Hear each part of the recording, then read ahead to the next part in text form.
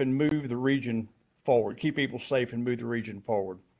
I've been honored to serve on this committee and I look forward to working with both the governor and the legislature. I'd like to recognize two of my colleagues. Senator Ralph Hines is behind me, and also Representative Jake Johnson is also serving on this committee. And we look forward to working with the governor in a bipartisan way for the recovery of Western North Carolina. And now I turn it over to Governor Stein, and he will tell us about the executive orders. Governor. Thank you, Senator. Afternoon, everybody. Pleased to be here with Senator Corbin and Mayor Manheimer, who are co-chairing this committee, and you'll see behind them a good array of very important leaders here in Western North Carolina, each of whom has been doing incredible work to try to help folks get back up on their feet. Martin Luther King Jr., who we will all be celebrating later this month, said that if you can't run, then walk. If you can't walk, then crawl. But whatever you do, you have to keep moving forward. Ashley Gallagher, a Watauga County small business owner, keeps moving forward because she turned her indoor skate park into a distribution center for food, water, clothing, heaters, and construction material. And in Canton, WPTL radio station owner Terrell Evans keeps moving forward when she practically moved into her small radio station to broadcast as many hours of the day as she could to give critical information to the residents of Haywood County. These two women, like tens of thousands of other people in Western North Carolina, have found a way to keep moving forward. And that's exactly what we are here today to do. Hurricane Helene's impacts on Western North Carolina have been absolutely devastating. More than 100 lives lost. Tens of thousands of residences have been damaged or destroyed.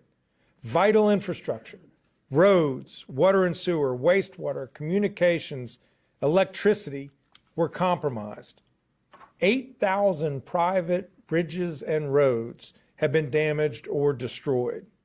Businesses, large and small, were physically impacted, and even those that were not have suffered dramatic revenue losses. Local government budgets will be severely challenged that their sales and property tax revenues will drop. The needs facing this region are vast and require immediate attention. I pledge to do everything in my power as governor to accelerate recovery and the rebuilding of a more resilient region for the long haul. That's why today, on my first day as governor, I've signed 5 executive orders dedicated to keeping people in Western North Carolina safe and moving forward. When I have met with affected folks here in the mountains, the need for housing assistance and the repairing of private bridges and roads has come up in nearly every conversation. Western North Carolina, I want you to know that I hear you. That's why my first 2 executive orders address temporary housing units and private bridges and roads. As regards safe housing, folks have to have a safe place to live. Hurricane Helene damaged or destroyed tens of thousands of housing units throughout the region. More than 12,000 people remain displaced today. And as we are in the coldest months of the year, it is urgent that people have warm and safe places to live now. While we are not losing focus on our longer-term rebuilding goals, I want to reiterate that people need temporary housing now. With my first order, I'm providing a limited waiver on state procurement regulations so that we can quickly increase the supply of temporary housing units on people's properties to keep them safely through the winter while they begin the process of rebuilding or repairing. The second order addresses the need to urgently repair private roads and bridges. We estimate that Hurricane Helene damaged more than 8,000 of these. Without these bridges or roads, people cannot access their properties. First responders, school buses, delivery trucks, private cars cannot access affected properties. It should go without saying that when someone experiences an emergency, ambulances, fire trucks, police vehicles must be able to get to people's homes. That's why I'm directing the Director of Division of Emergency Management, Will Ray, to quickly procure the services of bridge and road builders to get to work repairing these private bridges and roads now. In addition to these two executive orders regarding temporary housing units and private bridges and roads, I've signed 3 other executive orders this morning. The third order creates a dedicated group within my office focusing on coordinating our all-of-state government approach to respond to the emergency.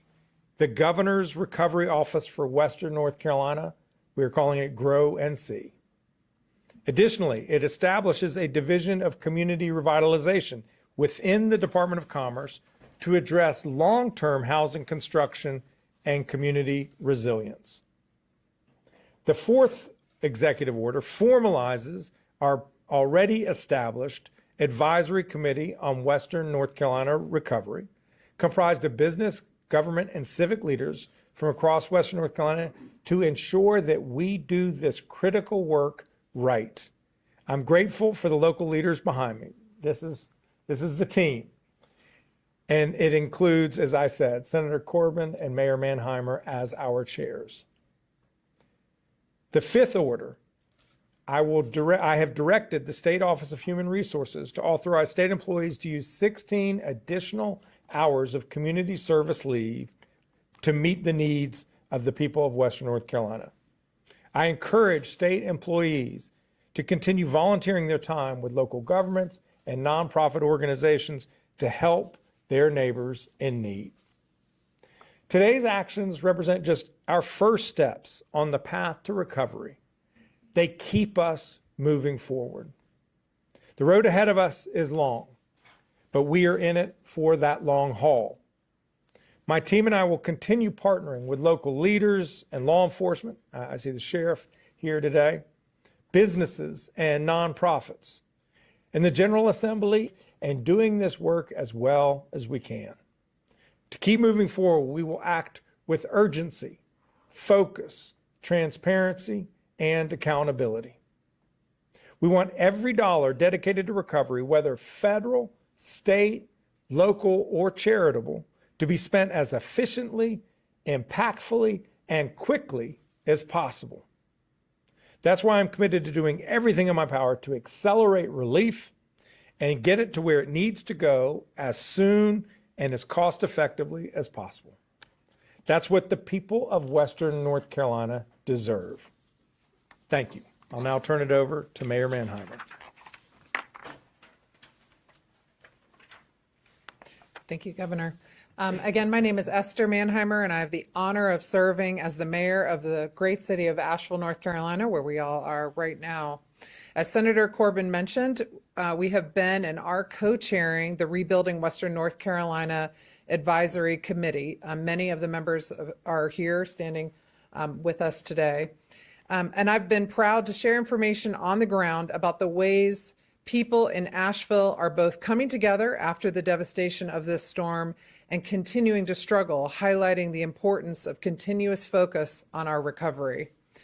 In particular, as temperatures have dropped, people have desperately needed shelter, a place to keep warm and to keep safe. That's why the executive order to prioritize housing and build more temporary shelters is so critical. The winter is far from over to safely get them the help they need. I'm glad to see Governor Stein taking steps to get our private roads and bridges repaired and replaced. Safe passage is critical to the functioning of everyday life here in Western North Carolina, as well as making emergency response possible. On his first day in office, it is significant that this is where the governor is choosing to spend his time. I'm grateful to him and to our whole advisory committee for hitting the ground running. And I look forward to continuing to come up with creative ways we can help keep serving the people of Western North Carolina. And I'll now turn it back over to the governor for any questions. Thank you, Mayor. Happy to have any questions if there are. Governor, Nick Oxford, WBTV. Good to see Nick. Happy New Year. Thank you. Congratulations in your office. Appreciate it. As you stand here today, less than a month ago, Encore ordered contractors to stop rebuilding homes for people impacted by Hurricanes Matthew and Hurricanes Florence because they were out of money. So as you're here in Western North Carolina today, what are you doing to make sure Encore has the funding to continue rebuilding in Eastern North Carolina? And what are you going to do to ensure that Western North Carolina gets rebuilt faster than the hundreds of people still out of their homes in Eastern North Carolina? Yeah, today we are talking about these temporary housing units here in Western North Carolina, which are 100% funded by the federal government through FEMA. So what we want to do in these first 6 months, when FEMA is giving 100% reimbursement, to get as many people into these temporary housing units as we possibly can so that they can be on their own properties, safe, overseeing the reconstruction and rebuilding of their properties. Encore will remain in operation, focused on the critical work of making sure that the people in Eastern North Carolina who suffered from storms years ago get their homes finished. We will be certainly working with the legislature to make sure that the funding that is necessary to complete that job gets done, because those folks need finality as well. But to clarify, is Encore not going to take over a role in rebuilding Western North Carolina after? No, Encore has an important job to do, which is to finish its work in Eastern North Carolina. We are not going to distract. They have mission one. We have this other group that we're creating in the Department of Commerce, the Division of Community Revitalization, that is going to be focused on the long-term rebuilding here in Western North Carolina. Governor, is there a ballpark of how many people will be impacted or need this temporary housing in Western North Carolina? We know that there are over 10,000 people who have been displaced. Some of those people are in satisfactory housing. Maybe they're at a family member down the street and they don't need something. Other people are in a temporary apartment or hotel, and for them, that's the right solution. But we know there are many people who want to be back on their property. They just don't have a shelter to do that safely. So we are going to be out there talking to as many of these folks as we can and say, this is your option. Do you want to take it? It's their choice. Governor, how are these waivers going to speed up that process? And is it specifically for the FEMA temporary housing units? Because through traditional procurement policies by the Department of Administration, we would have to let these contracts that may take 30 to 60 days to be finalized before we could start doing the first one. So we've directed the Department of Administration in partnership with the Division of Emergency Management at the Department of Public Safety to cost effectively find vendors and get these trailers deployed now, while we're on a dual track going through the traditional procurement process, so that 30 to 60 days when those contracts are let, we can use those contracts instead. Has there been any talk at the state level about allowing these FEMA units in the special flood hazard area?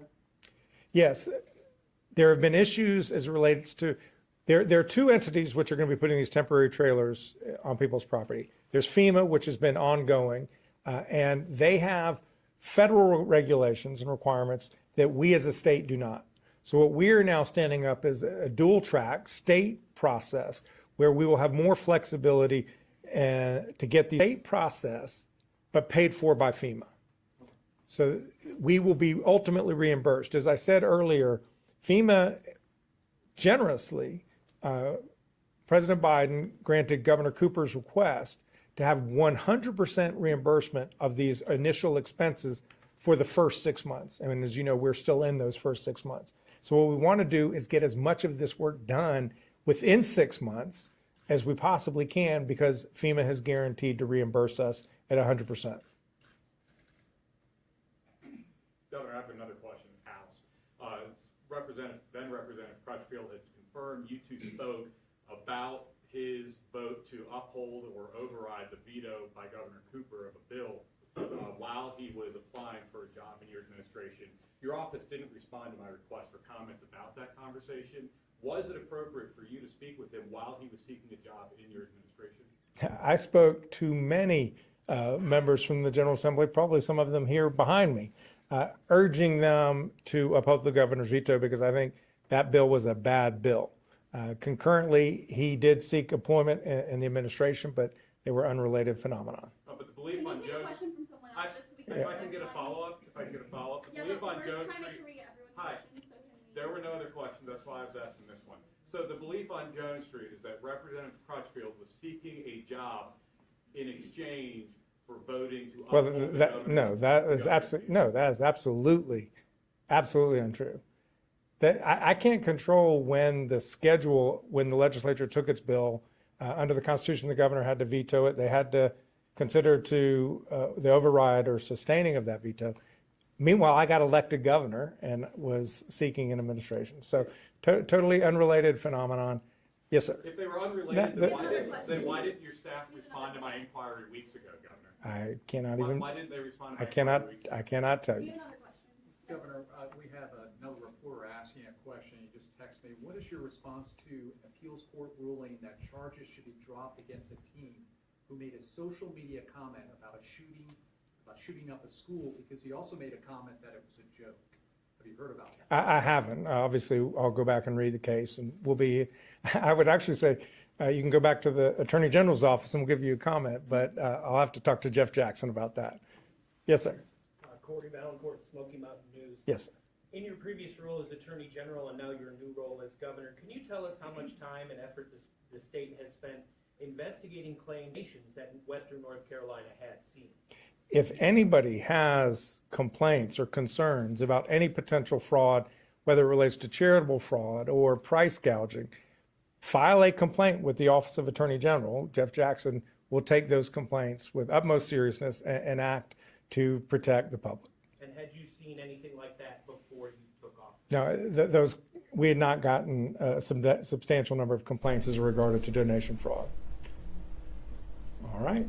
Oh, yes, one less. Are you concerned federal and state lawmakers won't come through with the state's funding requests? Yeah, I'm always concerned. I mean, until you have money in the bank account, you can't spend it. And I was very pleased that we had a strong first step by the federal government with its appropriation.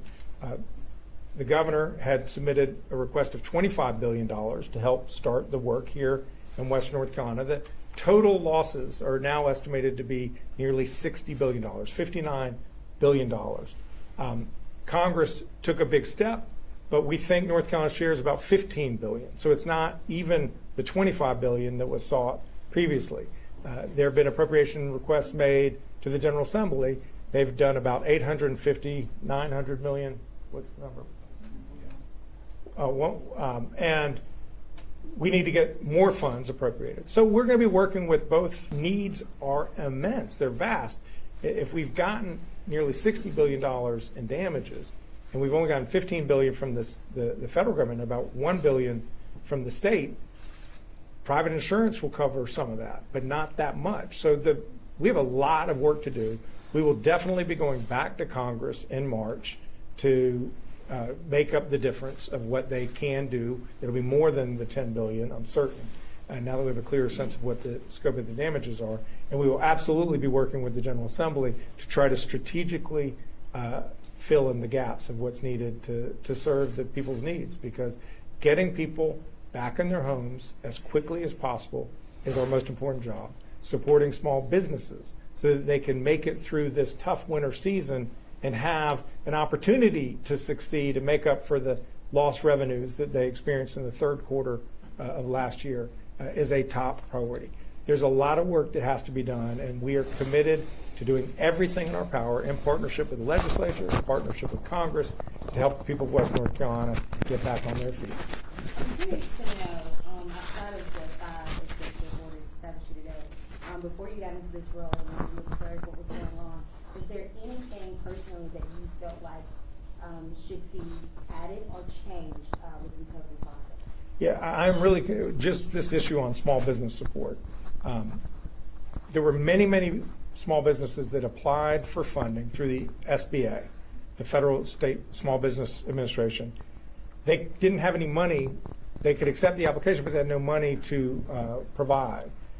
With the congressional resolution that passed, continuing resolution that passed by Congress in December, the SBA has been refunded.